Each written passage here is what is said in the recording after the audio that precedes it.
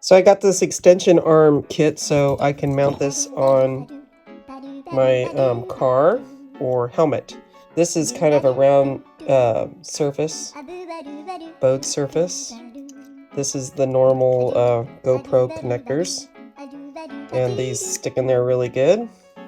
In this particular kit, they gave me two little sticky pads, and then it comes with two of these, which are plastic. That's plastic. This is plastic, but this is a very strong aluminum alloy. So, let's see if you can see that, to see how long it is.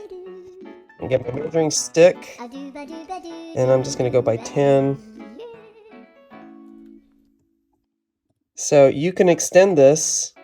It's almost 20 inches long. The idea is that this goes on your helmet, and then you bend it over your head, and then you could put your camera in your face. Right on. Anyway, I think this is a good quality, and I like it. This particular item right here didn't come with it. It was a gift. And with this on there, this little doodad, it makes it too short to put these things on. So these fit perfectly.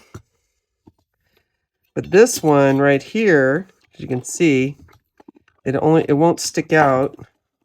It screws in, which is nice, so it doesn't, has one last step to potentially falling apart. Now that sticks out pretty good for the nut.